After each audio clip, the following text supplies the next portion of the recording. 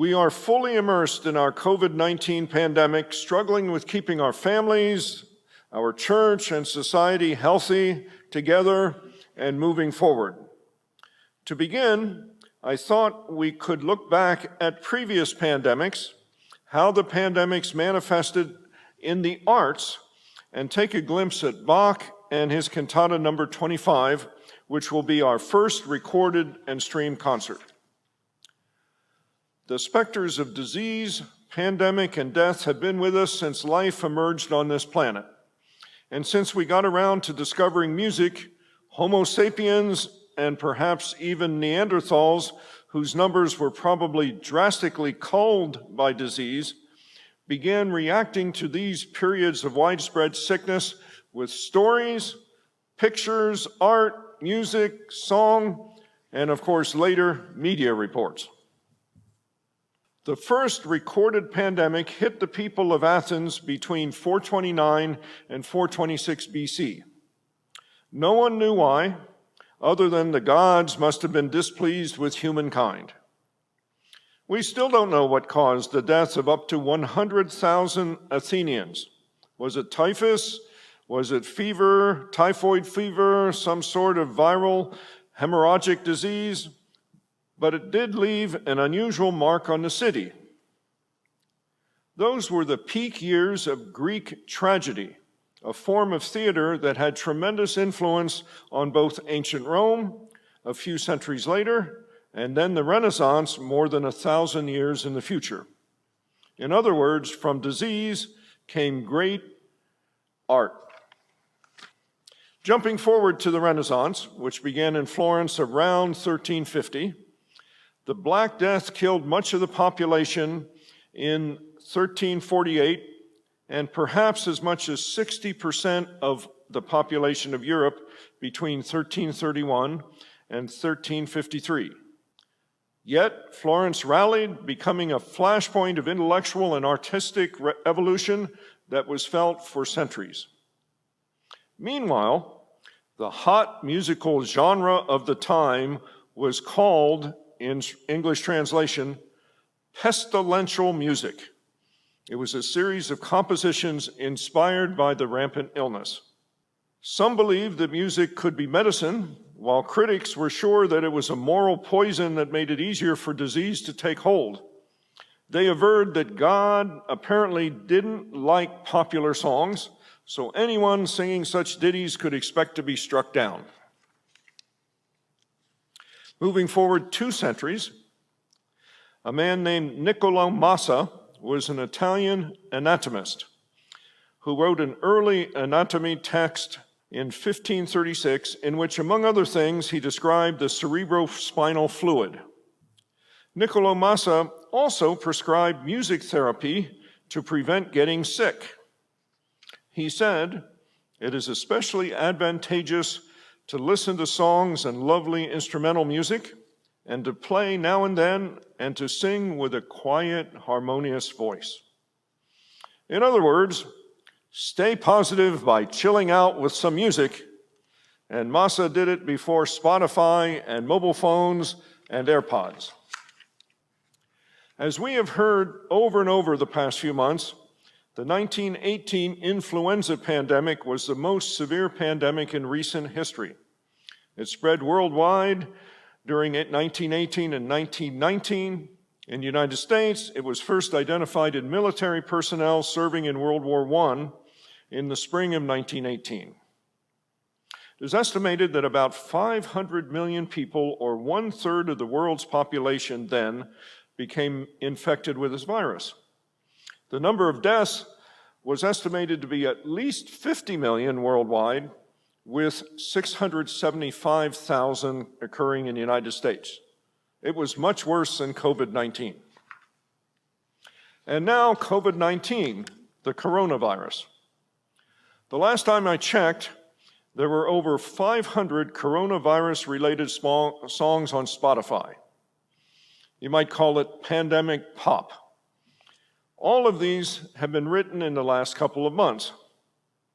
One of them might even become the anthem of our times, or maybe we'll have to wait for this continued in forced isolation to give us a new storyteller. But enough of history. Today our interest is in Johann Sebastian Bach, one of the greatest composers of all time, and how the pandemics of Marseille and of the 1590s, even into Shakespeare's time, influenced Bach's sacred music. In particular, his cantata number 25, which title translated to English is, "There is Nothing Healthy in My Body." A little bit about the Plague of Marseille. The Great Plague of Marseille was the last major outbreak of bubonic plague in Western Europe. Arriving by boat in the port of Marseille, France in 1720, the plague lasted over 2 years. During that time, the disease killed a total of 100,000 people, 50,000 in Marseille and another 50,000 to the north in the surrounding provinces of France and stretching into Germany. As Bach assumed his position in 1723 in Leipzig, the Great Plague was still on the minds of people in Central Europe. This great outburst of plague was the last recurrence of bubonic plague, following the many episodes which stretched back into early 14th century and persisted intermittently for the next 400 years. As you can see on these slides, this plague also inspired art documenting its effects. This is a contemporary engraving of the Great Plague of Marseille. Pictured in this next slide is a mass grave of victims of the plague. Despite the large number of deaths, Marseille recovered quickly from the plague outbreak. Economic activity took only a few years to recover as trade expanded to the West Indies and Latin America. Pictured here is a wall of dry stone, originally from 1720, meant to keep the Marseille population home, to protect the country north from the plague that infested the south of France. They were serious when they said, "You will quarantine yourself at home." Moving to the music. During the 18th century, the musical centerpiece of Lutheran worship service was the cantata. It was a multi-movement piece featuring chorus, orchestra, and vocal soloists. During this time in Leipzig, Bach, his choir, and his orchestra were required to perform a cantata in worship every Sunday of the year, as well as on special feast days like Christmas, Reformation, Easter, St. Michael's Day, etc. Each cantata was intended to accompany a prescribed set of scripture readings for that day of the church year.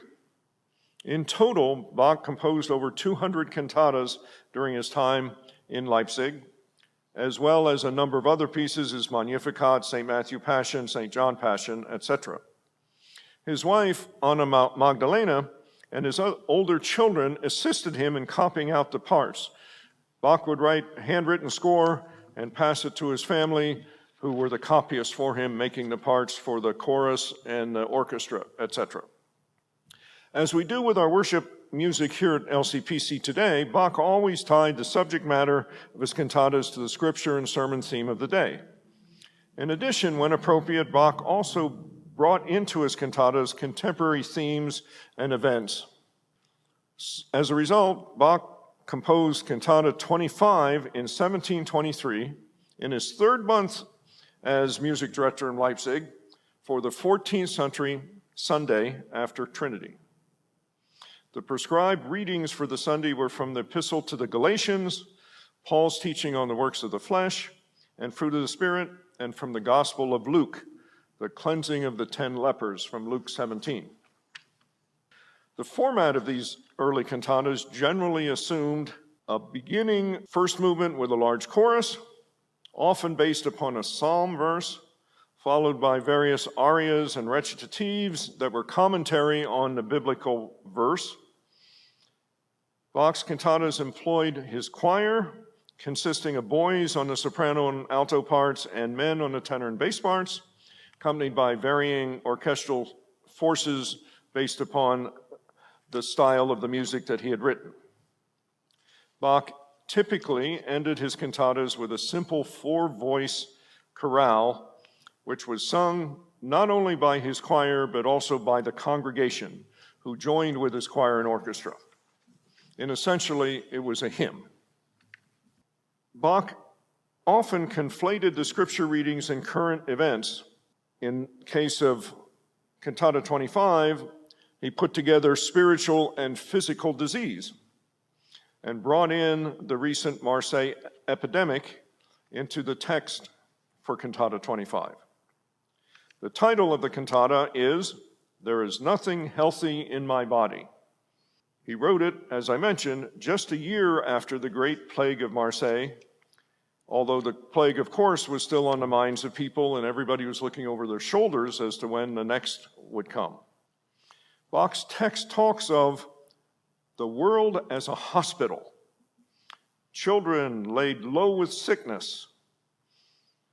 My plague cannot be healed by any herb or ointment other than the balm of Gilead. It was a sober text and very serious text.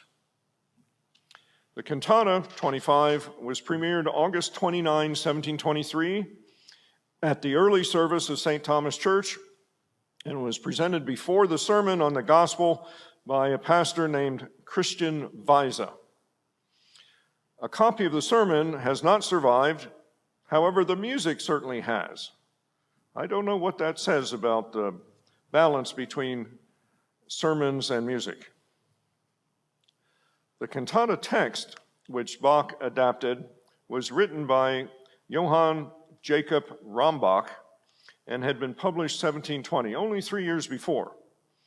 And the poet used the gospel lesson. The situation of mankind in general was compared to that of the lepers. At the end of the third movement, Jesus is asked to heal. And the last aria expresses the obligation for all of us to give thanks to, in the choir of angels, give thanks to God. And the cantata closes with Bach's setting of the stanza of a hymn by Johann Hermann, which is from 1630, about 100 years before. Although it wasn't part of the assigned scripture, Bach inserted the scripture of Psalm 38 to reinforce a message, and he put it early, as the psalm text normally would occur in the service. My guilt has overwhelmed me like a burden too heavy to bear. My wounds fester and are loathsome because of my sin. I am bowed down and brought low. All day long I go about mourning. Bach's biographer, Julian Mincham, says about this text, sin, decay, God's fury, and the rotting of bones permeate much Lutheran theology in general, and this opening chorus in particular. But the focus for the day was on the healing of the 10 lepers, which is all about gratitude or the lack thereof. Gratitude doesn't come easy to most of us. At the end of the third movement, Jesus is asked to heal. The last soprano aria expresses the need to sing thanks for healing in the choir of angels, but the cantata really does close on a positive note with an expression of praise and thanks to God by the chorus accompanied by the full orchestra. The secondary scripture for the day was Galatians 5, with its emphasis on walking in the Spirit, not in the flesh. Bach touched on it only briefly, as his focus stayed on the psalm and the gospel.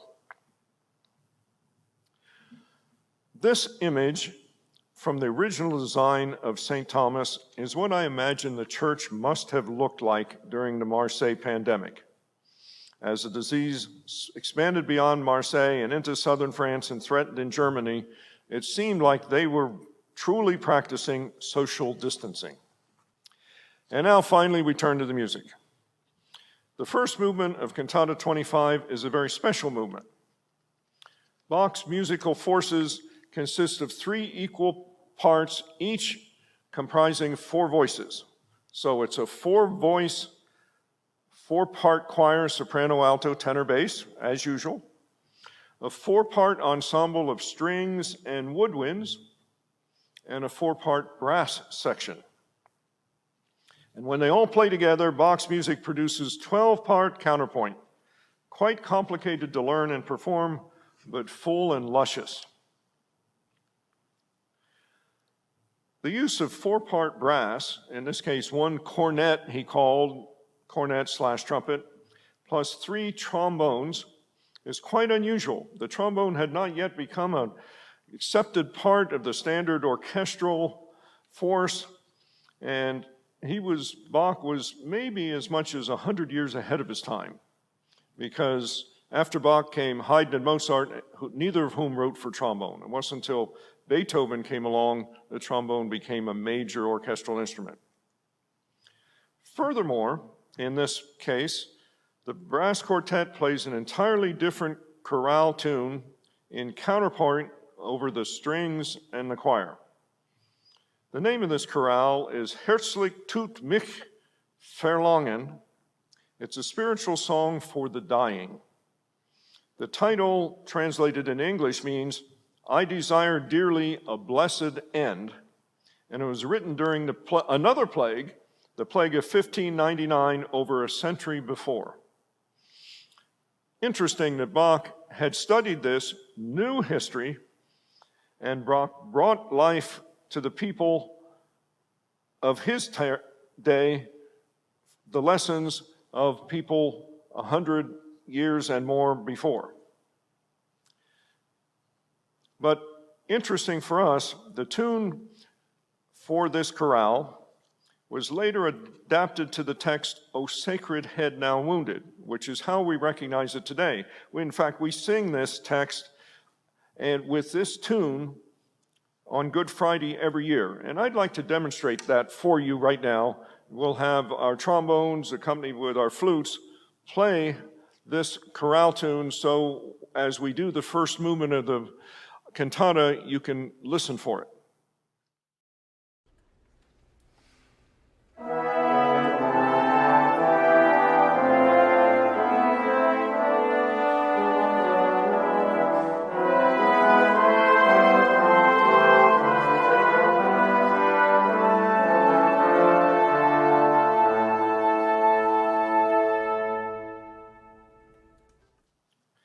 Here are some examples of Bach's text, combining the physical with the spiritual.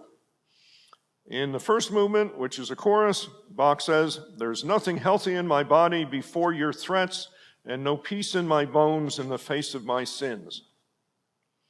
In movement 2, a tenor recitative, he says, "The entire world is just a hospital where humanity in innumerable great throngs and also children in their cradles have been laid low with sickness."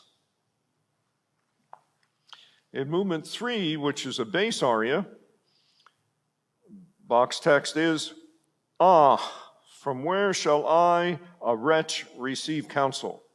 My leprosy, my plague cannot be healed by any herb or ointment other than the balm of Gilead.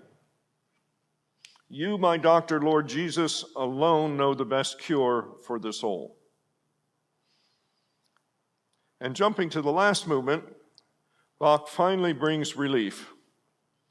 "All my days I will praise your strong hand, O God, with which my plague and laments you have so tenderly brushed aside.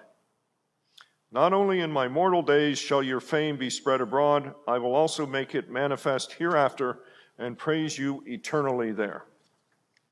And now, here is Bach's music. It's Cantata 25, "There is nothing healthy in my body." It's composed for worship in August 1723 at the end of the Plague of Marseille. And we will be singing in the original German text. We hope it speaks to you, and again, we thank you for joining us today.